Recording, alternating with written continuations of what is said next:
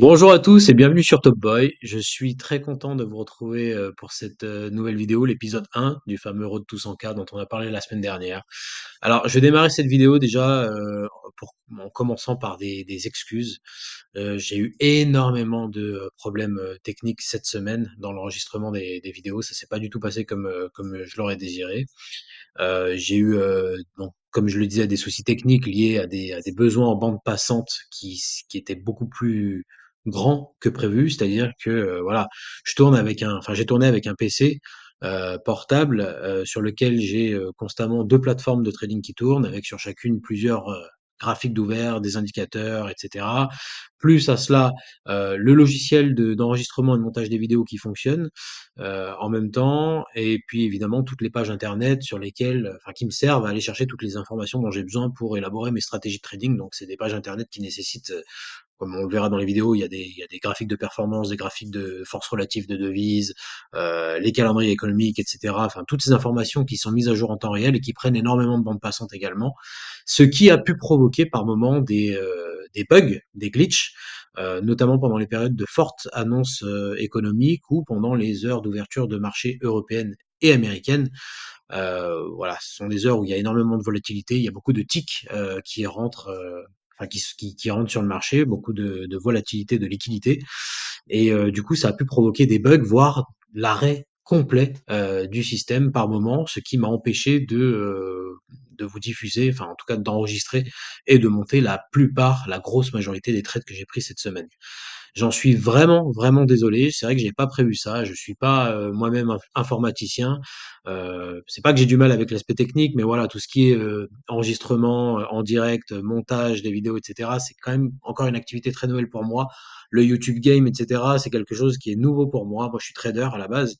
Et bon, voilà. En tout cas, je tiens à vous rassurer, j'ai pris bonne note de ce qui s'est passé cette semaine.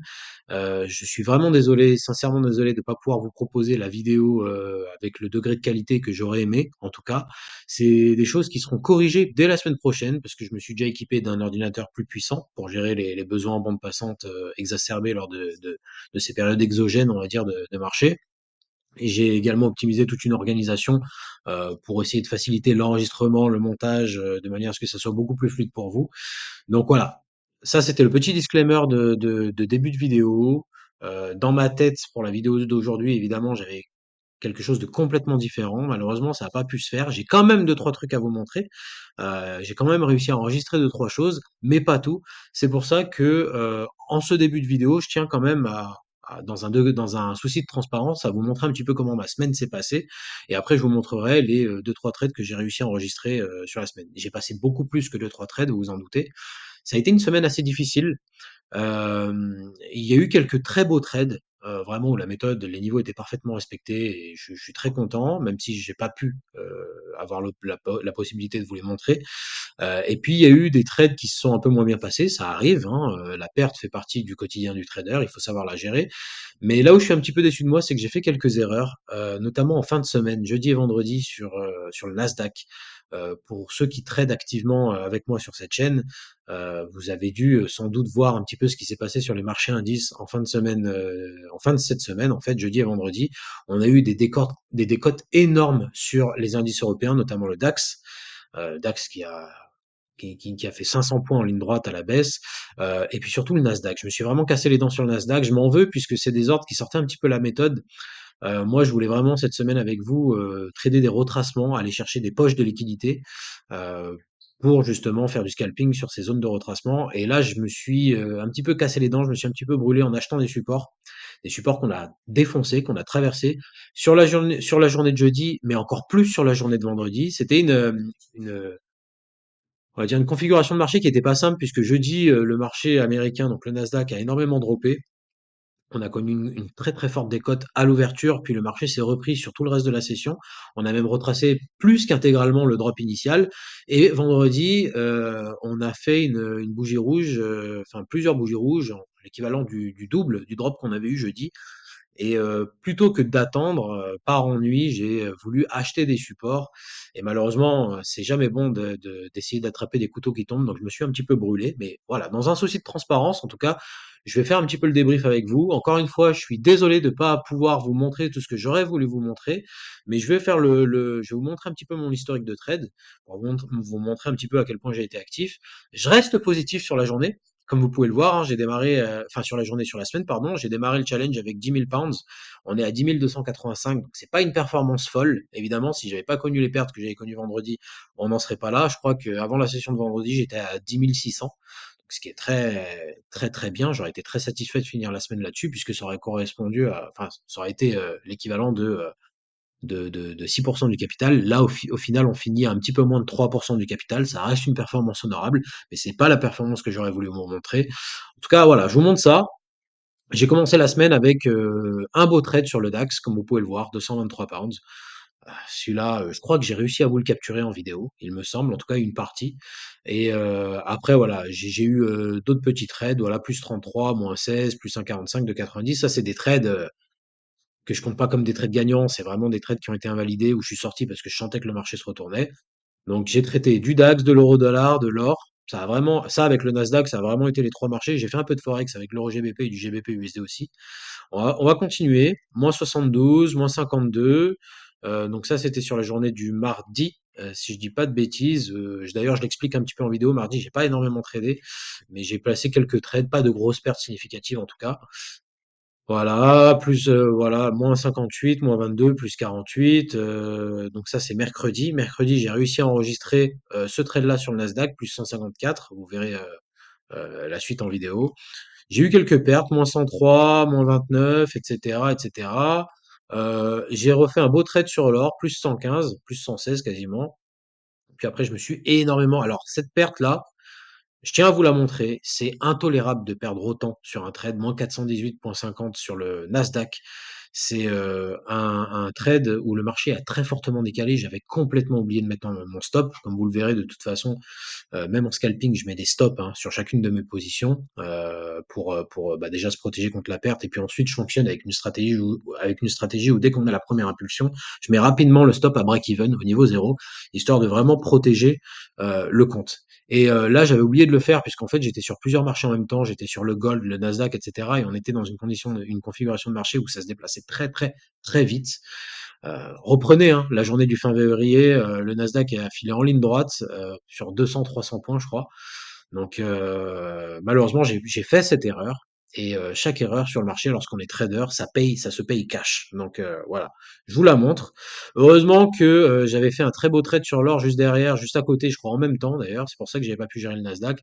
J'ai encaissé 254 de gains. Puis après, là, on est sur la journée du 21 où je trade le DAX le matin, plus 65, plus 59. Alors ça, tous ces trois trades, c'est le même trade en vrai.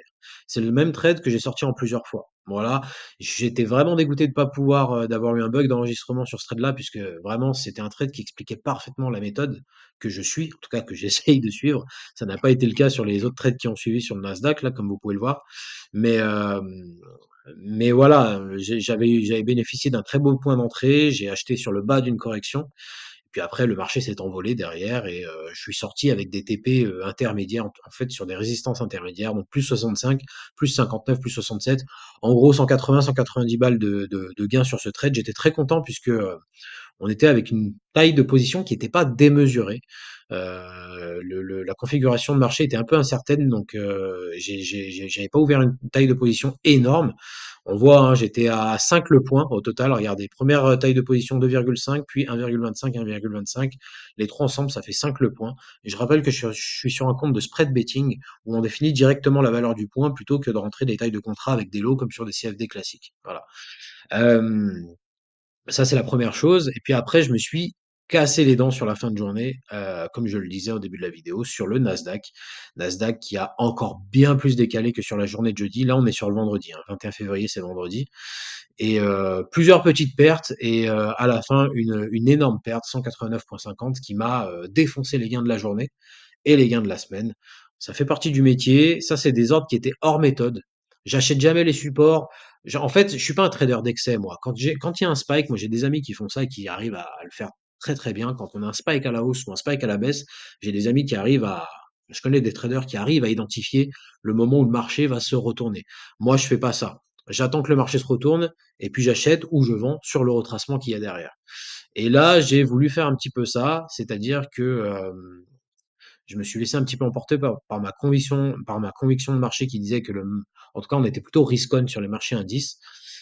Vraisemblablement, on ne l'était pas du tout, puisque le marché a très, très fortement décalé. Puis en plus, là, pour ceux qui connaissent un peu le trading, je crois que je le dis dans la vidéo, mais je suis pas sûr. Le 21 février, donc on est sur le troisième vendredi du mois. Les troisièmes vendredis de chaque mois sont des sessions extrêmement dangereuses, puisque ce sont des moments où on a beaucoup de contrats futurs et d'options qui arrivent à échéance, ce qui crée des price swings énormes sur les marchés, une volatilité exacerbée sur les marchés. Et je me suis complètement fait piéger par ça, malgré l'expérience que je peux avoir. Au final, je suis très déçu de moi-même sur cette session-là. Je suis déçu parce que j'ai perdu de l'argent bêtement. J'ai pas suivi la méthode que je suis d'habitude. Moi, je suis un trader de retracement et puis là, j'ai vraiment essayé de faire le trader d'excès. Ça n'a pas marché. J'ai essayé, j'ai fait des erreurs, je l'ai payé cash. Là où je suis un petit peu satisfait quand même, c'est qu'on termine la semaine à 10 285 pounds. Ça fait quand même 2,85% du capital en une semaine, ce qui est très bien, hein. Je ne sais plus si je l'avais dit dans une vidéo précédente ou pas, mais les meilleurs hedge funds au monde font entre 30 et 40% par an. Moi, j'ai fait 2,85 en une semaine. Je peux faire beaucoup mieux que ça et je suis sûr que la semaine prochaine, même si j'ai pas de boule de cristal, je sais pas comment ça va se passer. Je pense que ça va se passer de manière beaucoup plus positive que ça. Et encore une fois, j'ai hâte de vous proposer cette prochaine vidéo qui sera de meilleure qualité puisque comme je l'ai dit, j'ai eu d'énormes soucis avec le logiciel de montage d'enregistrement, les soucis techniques de bande passante, etc., etc. Donc, j'aurai beaucoup plus de choses à vous montrer. Là, sur tous les trades que j'ai passés cette semaine, je crois que j'ai pu vous en enregistrer que 1, 2 ou 3 maximum. Je suis quand même content parce que c'est des trades qui symbolisent bien ma façon de trader à moi, où vous verrez un petit peu mieux comment je fais, les indicateurs que je suis. Je parle pas d'indicateurs techniques, je parle d'indicateurs macro, donc je parle beaucoup de devises, de rendement obligataire, de pétrole, les analyses intramarché que je fais pour dégager des idées de trading et savoir si je dois acheter ou vendre les marchés actions, par exemple. Donc, ça reste une vidéo de qualité, au niveau du contenu, elle est très dense. Je dis beaucoup de choses sur moi, ma méthode et ça, c'est le dernier point que je voulais éclaircir avec vous avant de vous laisser profiter de cette vidéo. C'est que sur cette première semaine, j'ai pris beaucoup de temps à vous expliquer comment moi je fais, les choses que je regarde, auxquelles je fais attention pour dégager des idées de trading, comment je place mes stops, mes take profit, et cetera.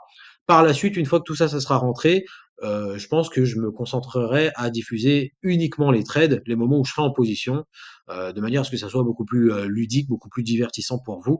Mais voilà, j'aurais mal fait mon travail si je vous avais directement montré ça plutôt que de vous expliquer quel type de trader je suis, pourquoi je rentre en position, pourquoi j'abaisse mon stop, je remonte mon stop, le take profit, etc. C'était important que vous ayez cette première vidéo pour que vous compreniez un petit peu tout ça. Donc c'est une vidéo et c'est une vidéo quand même de qualité. C'est pas la qualité que j'aurais voulu vous montrer, mais en tout cas, ce sera réglé pour la semaine prochaine. J'aurai plus de choses à vous montrer la semaine prochaine.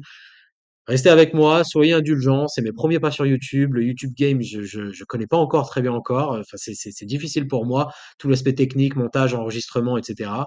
Mais en tout cas, c'est des erreurs qui me permettent d'avancer et voilà, donc j'ai hâte de tous vous retrouver la semaine prochaine pour une vidéo beaucoup plus dense, beaucoup plus sympa et divertissante à regarder. D'ici là, si vous avez des commentaires, des questions à me poser, n'hésitez pas à les mettre en description, enfin en description, pardon, en commentaire sous la vidéo, ou à m'envoyer des emails, ou à m'attraper sur Twitter. Je prendrai vraiment le temps de répondre à tout le monde. On a la chance de pas être encore très nombreux sur cette chaîne, donc n'hésitez pas, vraiment, je regarde tout pour l'instant. J'espère qu'un jour j'arriverai au niveau où on sera des milliers, voire des millions sur cette chaîne. Mais pour l'instant, vous n'êtes que très peu nombreux. Donc, je peux prendre vraiment le temps pour répondre à tout le monde. Donc, n'hésitez pas. Bon, c'est tout pour moi. Je vous souhaite une excellente vidéo et puis une très bonne fin de week-end. Je vous dis à la semaine prochaine. Bonjour à tous et bienvenue sur Top Boy pour cette première vidéo de ma première semaine du Challenge Road to 100K. Nous sommes aujourd'hui le lundi 17 février. Il est 8h51, pardon. Il est 9h51 heure française.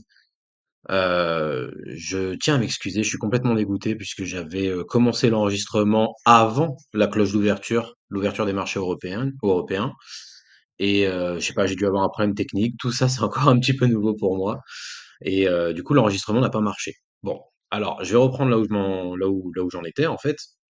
Je disais que ce matin, avant la cloche d'ouverture, du coup, que je m'attendais pas à une session extrêmement directionnelle puisque le calendrier économique est assez vide et que en plus, les marchés sont fermés aux États-Unis. Cela dit, j'avais commencé à analyser mes indicateurs que sont, l'euro, le pétrole et les marchés obligataires européens, le fameux Bund. Le Bund est en baisse, l'euro est en baisse, et le pétrole est en hausse. Ça, c'est un setup risk on. C'est un setup très favorable pour acheter les marchés actions. C'est pour ça que je m'étais mis sur le DAX. Ce que vous pouvez voir ici, c'est le DAX, le fameux marché allemand. J'avais commencé à le trader dès l'ouverture. Et d'ailleurs, comme vous pouvez le voir, je suis déjà en position. Donc, je vous fais le récapitulatif. Ici, sur cette bougie-là, on a eu la bougie de l'ouverture, donc extrêmement bullish, hein, extrêmement acheteuse. J'avais attendu un retracement ici dans cette grosse zone, le carré bleu là, cette grosse zone de liquidité. Et mon objectif, c'était d'acheter une première partie de la position sur le retracement des 61,8% de Fibonacci et d'en ouvrir une deuxième à l'impact des 70,40. Voilà. Donc finalement, le marché a bien retracé pour aller chercher la liquidité ici dans cette boîte. J'ai ouvert ma position à l'impact des 61,8 de Fibonacci. J'ai attendu qu'on touche les 70,40 pour ouvrir la deuxième partie de position. Malheureusement, enfin malheureusement ou heureusement, hein, puisque je suis déjà en position, on n'y est jamais allé. Comme vous pouvez le voir, le marché a beaucoup bataillé ici, hein, dans un range très serré de 6-7 points à peu près. Et puis là, on est en train de sortir du range. Comme vous pouvez le voir, le marché rebondit.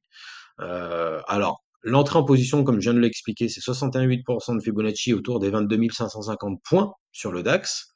Et puis pour le take profit, je l'ai mis là-haut. Alors c'est pas une zone prise au hasard, ça correspond tout simplement ici au plus haut qu'on avait touché en session vendredi dernier, tout simplement.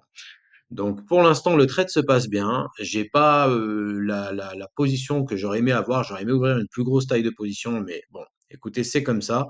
D'ailleurs, ce qui s'est passé ce matin, ça souligne bien l'importance parfois quand on est dans des grandes zones comme ça de liquidité. Si on avait une zone plus petite, j'aurais rentré la taille de position d'un coup, une grosse taille de position d'un coup, mais puisqu'en plus on est en scalping, enfin là c'est plus du scalping, c'est plus de l'intraday, vu que ça fait quand même quelques minutes que ça dure.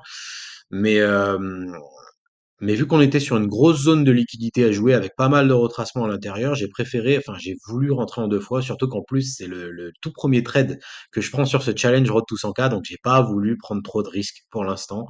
C'est la première journée de la semaine, il peut y avoir beaucoup de pièges, ça va être beaucoup technique, il y a pas énormément d'annonces, les traders américains ne sont pas là, donc j'ai préféré assurer le coup. Voilà. Pour l'instant, ça se passe bien. Euh, Évidemment, là, je peux déjà mettre un stop loss, je peux déjà mettre mon stop loss ici en positif pour, au cas où si ça se passe mal, bah déjà au moins je suis sûr de sortir en positif à 25 pounds. Mon take profit est placé là-haut à 228 pounds. C'est pas mal en fait, hein, parce que ça me permet de faire 2,2-2,3% du portefeuille en un trade. Si on y va, on va voir. Mais en tout cas, déjà pour l'instant, j'ai déjà mes coups de couvert. Voilà, je suis déjà plus en risque. Donc ça, c'est plutôt pas mal. Là, vu qu'on est sorti du range, si on y retourne, mon scénario de prendre la deuxième position à 70-40 n'est plus valide. Le trade sera invalidé. J'ai mis mon stop loss ici, voilà, en dessous du dernier creux en M1 ici. Et puis on va voir comment les choses se passent. Je vais monitorer ce qui se passe sur les autres marchés, donc euro, pétrole, gold, etc. Et puis on va voir comment les choses évoluent. Pétrole. Pétrole, petite consolidation à très court terme, mais on reste quand même résolument acheteur sur la journée, donc ça c'est bien. Le pétrole, c'est le sang des marchés indices. Ça, je l'ai dit et je le répéterai sur cette chaîne, quand le pétrole monte, ça ne veut pas forcément dire que les indices montent, mais en tout cas c'est un bon indicateur. C'est de toute façon pour avoir un bon setup risk-on sur les marchés, il faut combiner trois choses. La monnaie, plus la monnaie d'une zone économique faiblit, plus les grands groupes exportateurs peuvent exporter facilement, si vous voulez. Donc c'est favorable pour l'indice allemand, le DAX 40.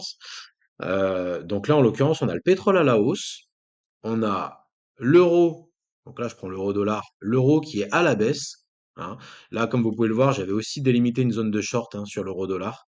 On n'y est jamais allé, on a juste retracé de 50% et là on continue de baisser.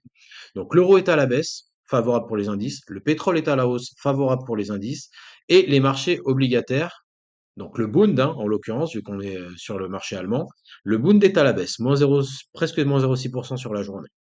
Donc ça, c'est vraiment un setup risk-on pour acheter les indices.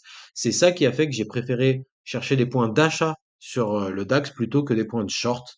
Alors évidemment, ça, c'est des choses qu'il faut monitorer tout au long de la journée puisque la musique peut changer, d'accord? Mais vous voyez que je suis pas arrivé sur le marché allemand à l'achat par hasard.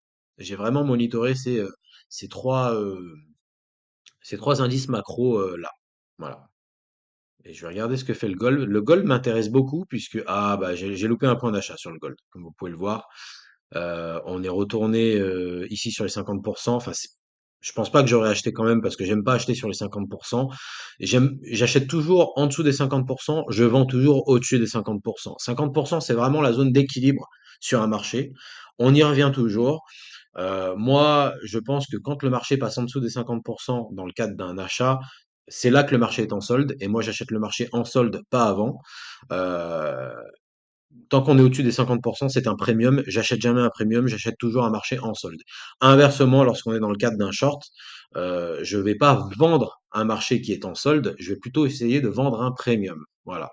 Donc là, effectivement, on est revenu, on a fait une tentative dans cette zone de liquidité là qu'on avait enregistrée tout à l'heure, un peu après l'ouverture, mais on reste quand même au-dessus des 50%, donc on reste en premium. Moi, je l'aurais pas acheté.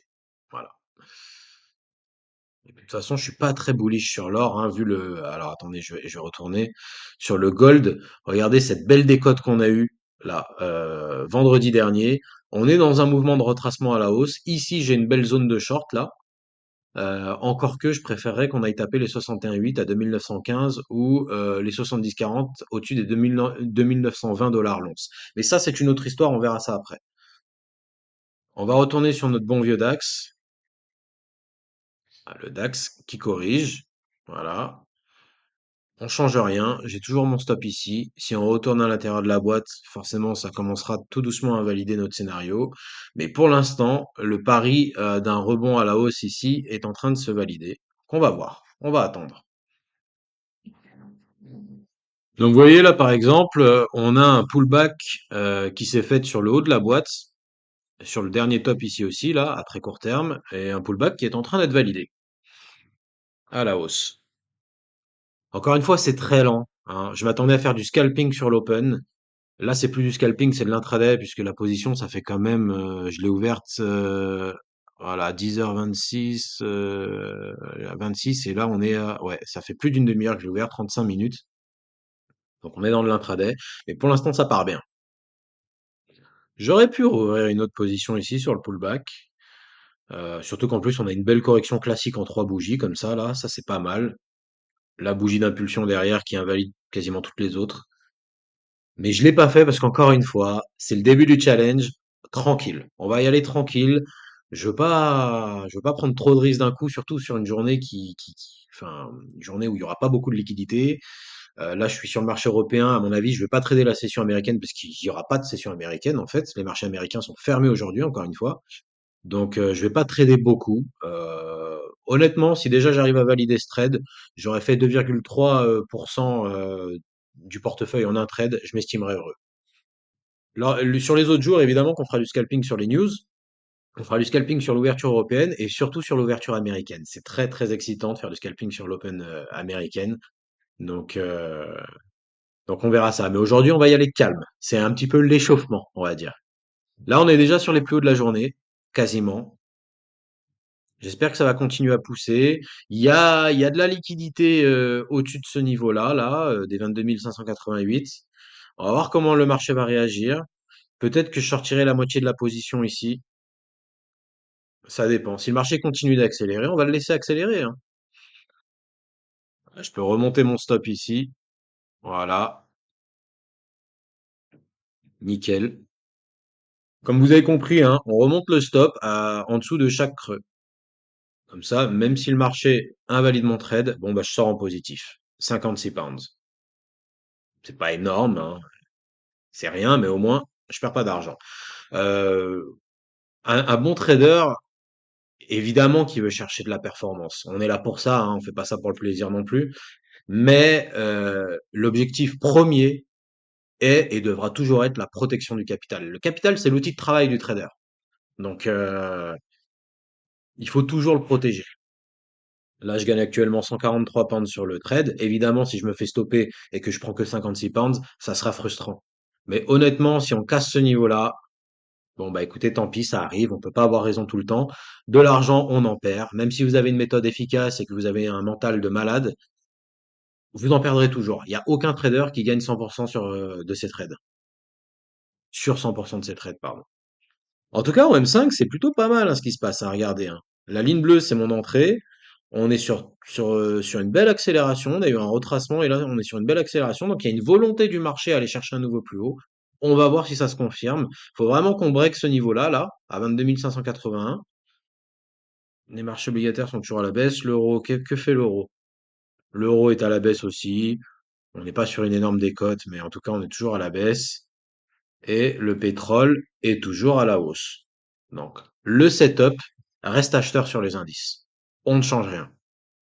Je l'ai dit, je sais plus si je l'ai dit tout à l'heure ou avant, mais le trading, c'est énormément d'attente. Parfois, c'est vrai, hein, c'est très stimulant. On scalpe des news, des ouvertures de marché, les bougies bougent super vite et il faut faire des calculs de taille de position, d'entrée, de sortie dans un laps de temps très court. C'est très stimulant. Parfois, le marché s'accélère et on voit le profit s'envoler ou voilà, c'est vraiment très excitant. Mais il y a beaucoup, beaucoup, beaucoup d'attentes. Vous voyez, là, par exemple, ce matin, alors attendez, je me remets sur le graphique du DAX. Ce matin, je m'attendais à faire du scalping à l'ouverture. Bon, au final, ça fait presque 40 minutes, là, que la position, elle est ouverte. Ça fait 40 minutes que j'attends. Et j'attendais qu'on vienne taper ce point d'entrée là pour que je puisse renforcer la position. On n'y est jamais allé. Donc là, ça fait 40 minutes que j'attends déjà. Vous, ça vous paraît sûrement plus court puisque au montage, je vais sûrement accélérer tout ça, mais c'est énormément d'attente. Et là, en plus, on est en intraday, hein. Scalping ou intraday. Imaginez quand vous faites du swing. Donc, soyez patient. Soyez patient. N'oubliez pas que quand vous analysez, il y a toute une partie avant le trade, pré-trade, j'allais dire, où vous analysez, vous calculez. Mais une fois que vous êtes dans le trade, laissez faire. Enlevez votre casquette d'analyste et mettez votre casquette de gestionnaire, comme je fais. Voilà. Là, quand vous êtes dans un trade, la seule question que vous vous posez, c'est où est-ce que je renforce, où est-ce que je clôture ma position, où est-ce que je la clôture partiellement, où est-ce que je mets mon stop. C'est ça qu'il faut faire. Là, vous voyez, par exemple, à très court terme, on a une belle impulsion haussière. Le marché est en train de ralentir ici. Donc évidemment, on peut avoir peur que ça retombe et que ça vienne toucher mon stop ici. C'est possible. C'est une possibilité. Peut-être que c'est vraiment ça qui va arriver. Parce que tous les renversements de tendance commencent par des ralentissements. En revanche, ralentissement ne veut pas forcément dire renversement de tendance. Là, si ça se trouve, on va avoir une bougie de 20 points et on va valider mon take profit là-haut. On n'en sait rien. En tout cas, on ne fait rien. On respecte la méthode. Toujours, toujours, toujours. Et ben voilà, regardez. Il suffit que je parle pour que ça se produise.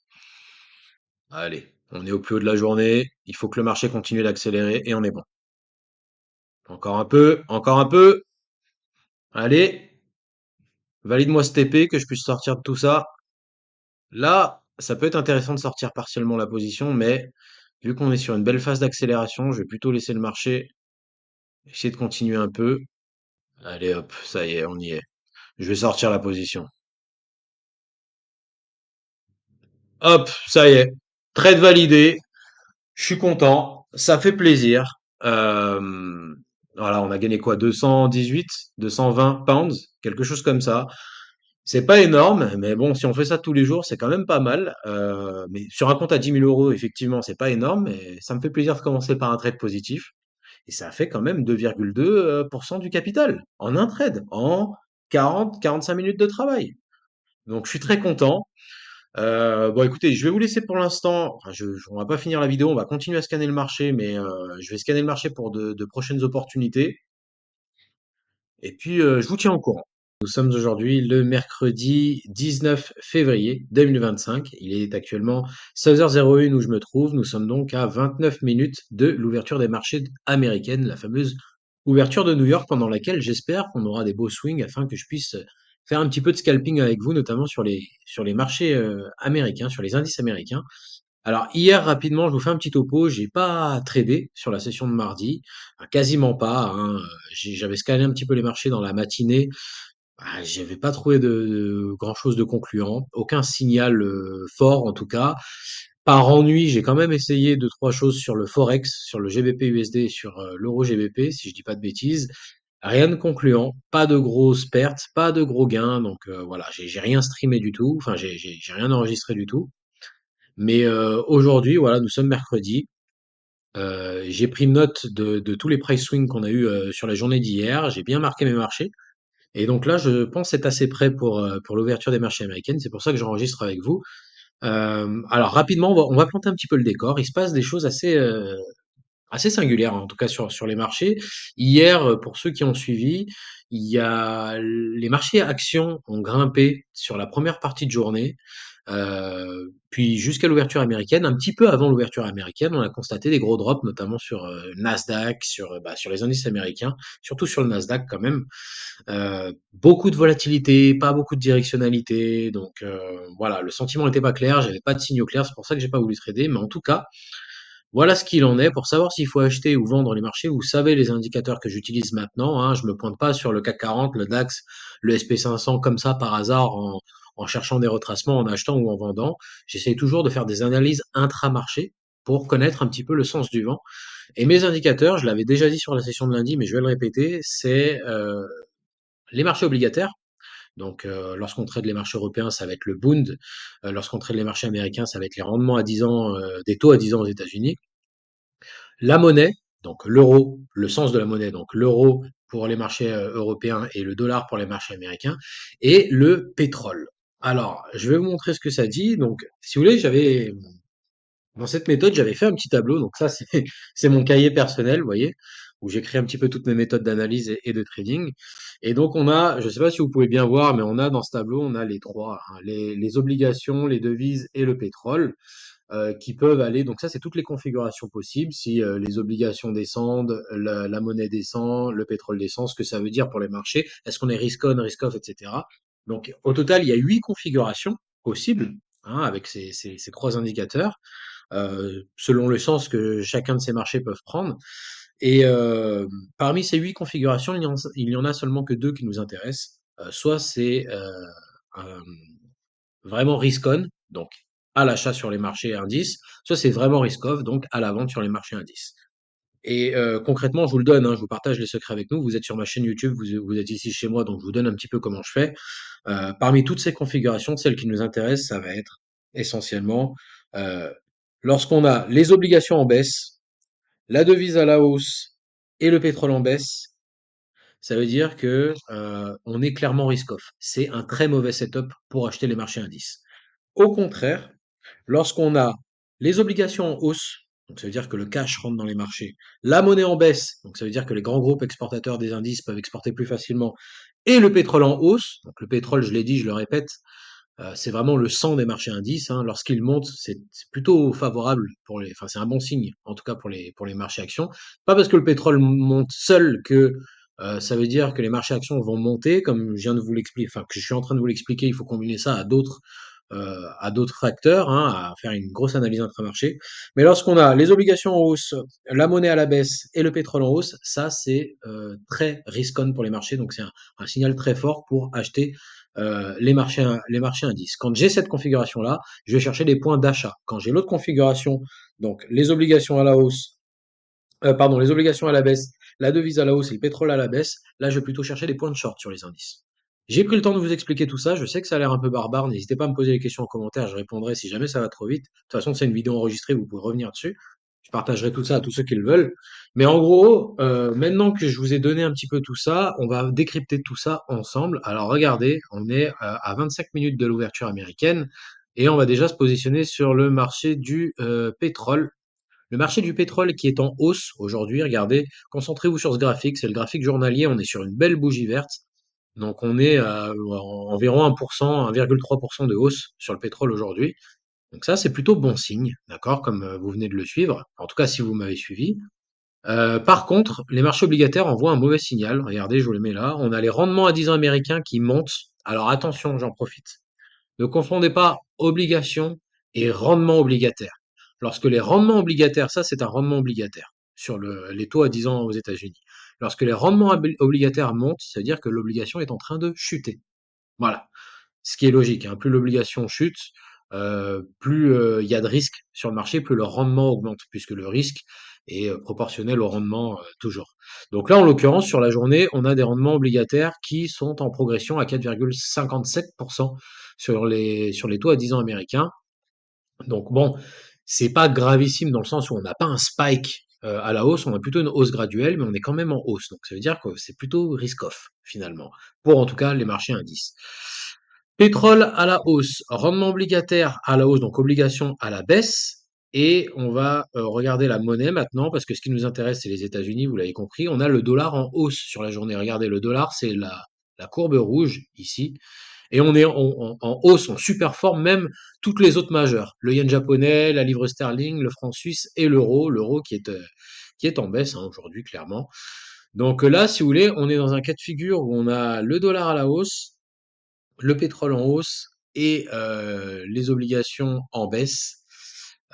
C'est pas extrêmement risk-off comme scénario, mais c'est quand même bien risk-off. C'est plutôt risk-off, donc fort de ce constat, on va plutôt essayer de chercher des points short sur les indices américains.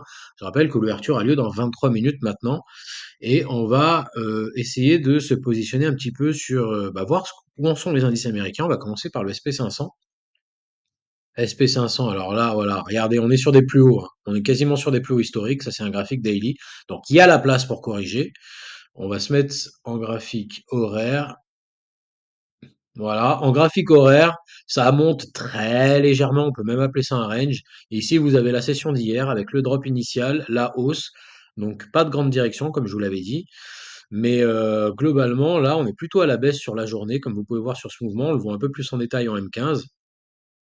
Voilà. Dow Jones maintenant. Dow Jones, on a la même configuration, mais plus baissière quand même, comme vous pouvez le voir. Et Nasdaq, c'est très certainement celui qu'on va trader aujourd'hui. Voilà, comme vous pouvez le voir, j'ai bien cadré le marché. On a ici les deux résistances, dernier sommet et le plus haut historique ici. Et là, dernier support connu et deuxième support connu ici, en dessous des 22 000, à 21 958. Voilà. À plus court terme, ici, on se trouve dans un mouvement de baisse, pas très fort, hein, assez volatile là sur la session d'aujourd'hui, comme on peut voir. Ici, il y a eu un petit peu de manipulation, ce qu'on appelle une market protraction. Quand le marché se déplace à l'inverse, en fait, c'est les banques, les gros banques, les gros fonds de gestion qui manipulent un petit peu le cours pour aller chasser quelques stops, chercher de la liquidité. Et là, ici, on est là. On est là, et à plus court terme, on est en train de retracer ce mouvement de baisse ici. Alors, regardez, j'ai déjà un point de short, comme vous pouvez le voir sur ce graphique en 1 minute. On a la baisse d'ici, et il y a un gap de liquidité ici, en plein dans la zone des 70-40%, ce qui est une zone qui est ma zone préférée pour shorter. Vous savez maintenant que quand je veux shorter des premiums. Donc quand le marché se situe au-dessus de 50% de Fibonacci, même si 50% c'est pas un retracement de Fibonacci, c'est juste le milieu en fait d'un range. En l'occurrence, ce range-là, de ce price swing ici. Donc là, on est à 50%, on a déjà retracé de 50%.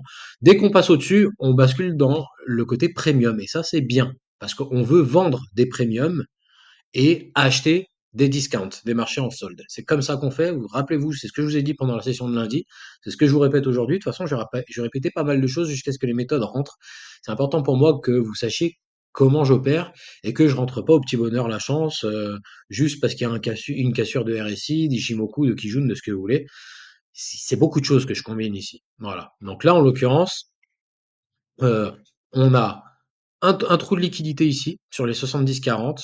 61,8, c'est une bonne zone déjà pour shorter, mais moi j'aime bien shorter le milieu d'une boîte de liquidité, d'un gap de liquidité, c'est le cas ici, et en plus ça correspond avec un retracement de 70-40, donc pile la moitié entre 61,8 et 79%, qui pour moi sont des retracements qui marchent assez bien, très très bien même. Donc en tout cas pour shorter, c'est pas toujours garanti qu'on y aille, parfois le marché retrace que de 50%. Parfois, il retrace que de 61,8, mais là, on a quand même pas mal de choses qui se combinent. On peut toujours avoir tort, même si le marché remonte et passe à l'intérieur de cette boîte et qu'ils viennent taper le retracement, on peut quand même toujours avoir tort. On peut toujours avoir tort de toute façon en trading. La perte, ça fait partie du jeu. Mais là, quand même, je pense que c'est une belle zone pour shorter. Je vais pas shorter avant. En tout cas, et je sais pas si on y arrivera avant l'ouverture ou pas. J'aimerais bien qu'on la tape pas avant l'ouverture. Dans l'idéal, j'aimerais bien qu'il y ait un price swing à la hausse à l'ouverture qui m'emmène ici, que je puisse shorter et qu'après l'ouverture, ça déroule à la baisse pour qu'on puisse chercher dans un premier temps bah, le tout premier support qu'on a ici, enregistré en session. Je vais le mettre en vert. Dès qu'on retapera là, je vous annonce la stratégie avant même que ça se produise. J'espère que ça se produira comme ça, mais si on vient taper ici, je vais shorter. Je balancerai la moitié de la position quand on viendra taper ce niveau-là à 22 100, 22 105. Je mettrai un stop à break-even et que j'abaisserai au fur et à mesure des tops. Et après, on laissera dérouler jusqu'à 22 000, 22 000, 24, 25. Quelque chose comme ça, voire plus si affinité. Bon, de toute façon, on verra comment ça va se passer. Là, l'ouverture a lieu dans, on est combien? 16? Ouais, dans 18 minutes. Donc, rendez-vous dans 18 minutes. Là, pour l'instant, le retracement de 50% fait son office. Je vous reprends si jamais que j'exécute un trade. Mais en tout cas, pour des besoins de la vidéo, j'ai pas envie que ça fait déjà 15 minutes, 16 minutes que je parle, j'ai pas envie que la vidéo soit trop longue. Surtout que j'ai encore combiné la session de demain et d'après-demain. J'ai pas envie que ça soit trop indigeste pour vous à voir sur le week-end. Donc, on est en train, voilà, il y a une belle injection sur le niveau des 50. Bon, on va voir, on va être patient de toute façon, on va pas chasser les prix. Euh, voilà, je sais pas si je vais accélérer, si je vais faire des cuts, mais bon, en tout cas, je vous reprends tout de suite. C'était juste pour vous planter le décor du mardi et vous expliquer quelle était ma stratégie. On veut viser short, on veut shorter des indices. Si la musique change au niveau des marchés obligataires, si l'ouverture est en hausse de 200 points sur le Nasdaq, par exemple, bon, bah là, j'aviserai. Évidemment, faut jamais s'accrocher trop longtemps à ses convictions. C'est bien d'avoir un esprit analytique et de dégager des stratégies de trading. Mais après, c'est le marché qui décide et il faut aller avec le marché. Donc, voilà. Écoutez, c'était tout pour moi pour l'instant. Je vous reprends tout à l'heure dès que j'exécute le premier trade ou alors juste avant l'ouverture, histoire qu'on la vive ensemble. À tout de suite. Ok, je reprends. Nous sommes à 2 minutes de l'ouverture. Je reprends mon graphique du Nasdaq, comme vous pouvez le voir. Voilà, je vais le mettre en grand. Le retracement de 50% a bien fait son office. J'ai tracé une deuxième zone de short ici. Nous sommes à 1 minute 30 de l'open. C'est dangereux de prendre un short maintenant, mais on va voir ce qui se passe. Allez, 10 secondes.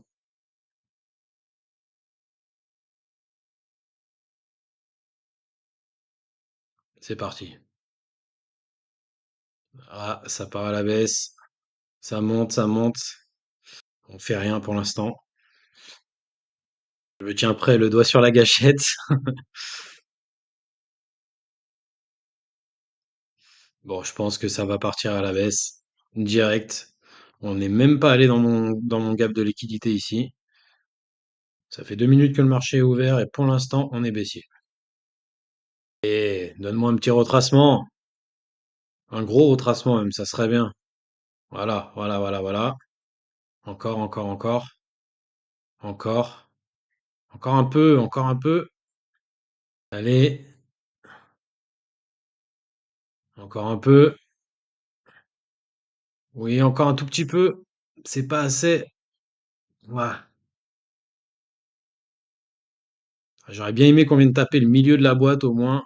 On n'y est pas allé à quelques points, hein, à quelques ticks même. Prêt. Et viens chercher la liquidité. On y est presque. Oui, je rentre. Je suis rentré.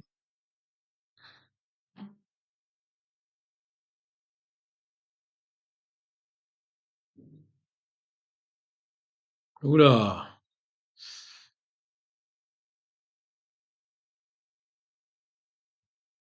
On a rouvert une position dans cette zone-là. Ça bug, ça bug, ça bug. Il y a tellement de ticks que ça bug pas mal. On est venu chercher de la liquidité. Il faut être patient. On est dans un environnement très volatile. Ce soir, on a les minutes du FOMC également, hein, donc ça va rajouter encore un peu plus de volatilité.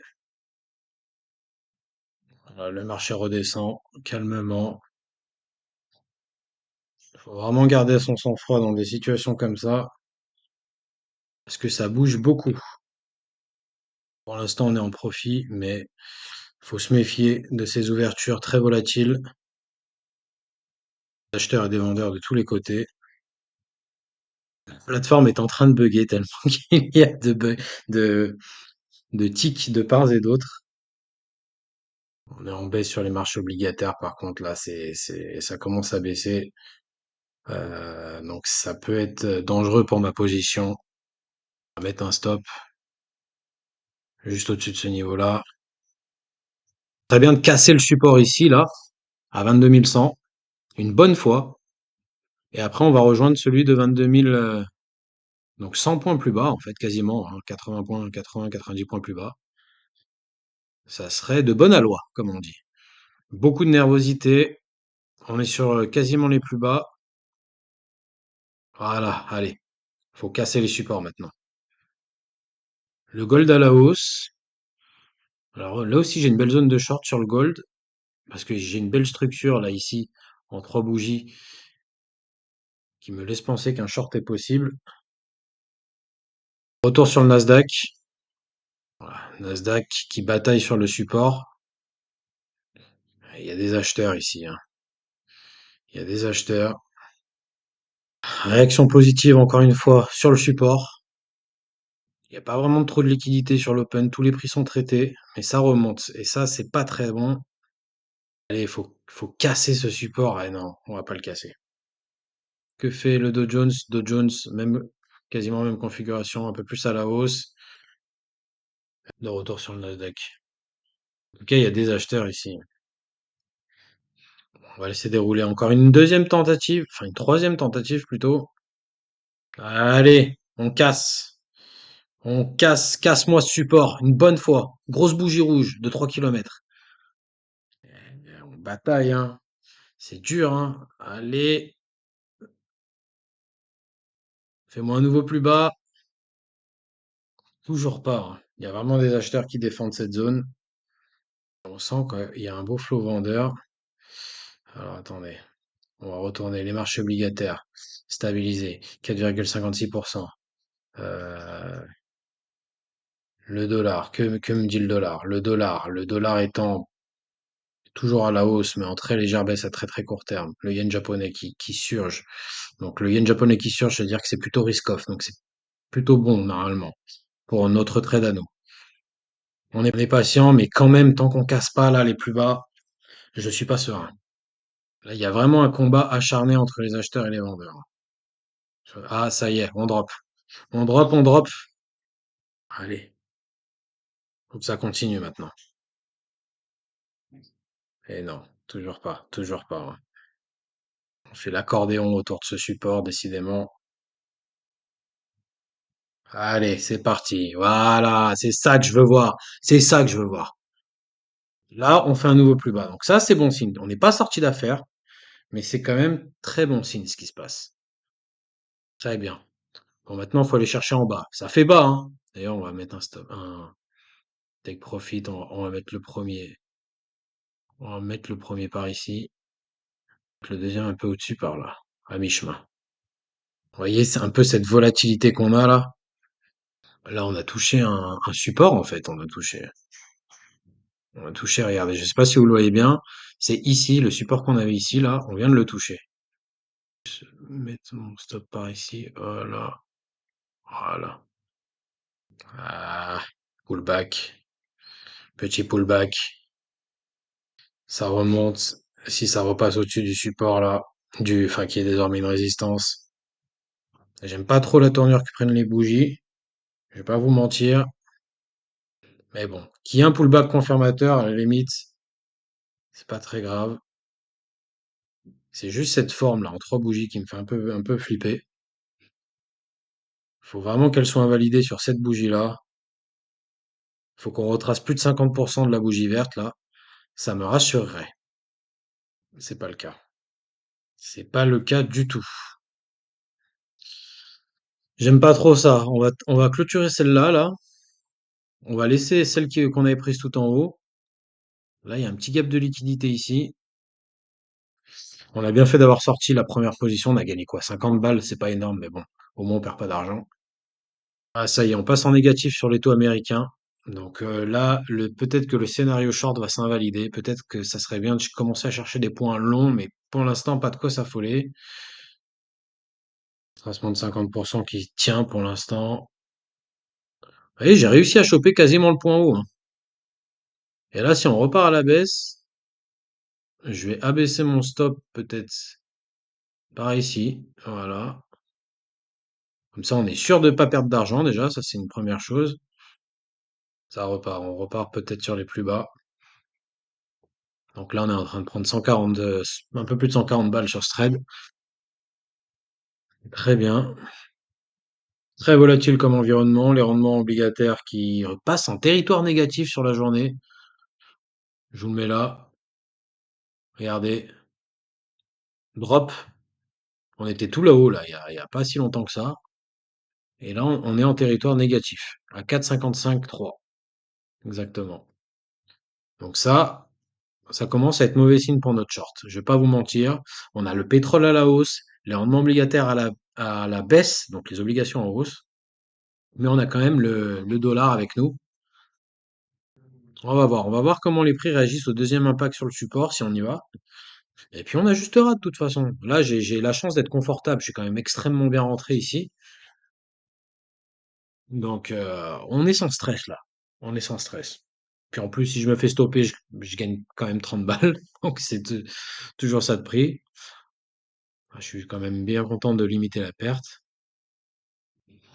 Vous savez quoi, si le marché se retourne, ce qui est une possibilité au vu des indicateurs que j'ai, enfin en tout cas de les informations qu'on m'envoie, si le marché se retourne, parce que mine de rien, regardez, en daily, on reste dans un range, hein. On est sans direction, en daily, en une heure, pardon. On reste dans un range là ici.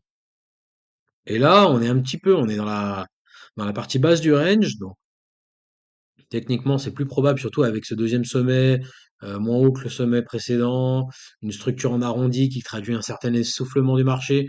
C'est quand même plus probable qu'on rejoigne la partie basse du range, mais c'est aussi possible qu'on se retourne. Donc, si on se retourne, parce que si on se retourne, par contre, on va se retourner fort. Il va y avoir une grosse bougie verte, un peu comme ce qu'on a eu ici, là, qui va laisser un trou, un gap de liquidité que je viendrai jouer derrière. Voilà, bah regardez. Allez, voilà, c'est ça qu'on veut. On a cassé le support. Très bien. Là, on peut se dire que c'est dommage que j'ai balancé mon premier short, hein. Mais en vrai, un retracement comme ça, vu comment les bougies bougeaient, j'ai préféré jouer la sécurité parce que mon entrée était pas top. Elle était par ici, là, c'était pas la folie. Par contre, ce trade-là, il me laisse tout le confort que je veux.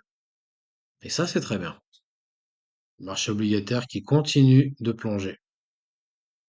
C'est vraiment bizarre, ça. Donc, je pense que quand on va taper ce support-là, là, il va se passer quelque chose, mais je vais pas acheter sur le support parce que déjà les supports peuvent être cassés. On vient d'en casser deux là en session, comme vous avez vu. On va attendre le rebond. Et le rebond se fera de manière très forte, comme c'est toujours le cas. Il va laisser un gap de liquidité que je viendrai jouer. La baisse se poursuit et on va taper le TP, hein, écoutez. On aura fait tout ce chemin là. On va taper le take profit. Un beau trade, hein, regardez, franchement. En M5 là, on a pris sur quasiment le haut de la mèche et on est ici. Allez, je pense on va pas s'arrêter ici quand même. On va pas s'arrêter au milieu de rien. On va y aller, non? On va mettre un stop là. Comme ça, on est sûr de gagner 150 balles au moins. Ça fait plaisir. Allez, allez. Tape mon TP, qu'on n'en parle plus. Là, on voit quand même en M5 que le mouvement ralentit, hein. Pour l'instant, en tout cas. On peut toujours aller taper ici avec une grosse bougie. Ça remonte. Le marché a décidé qu'il allait corriger un petit peu. C'est OK. C'est OK.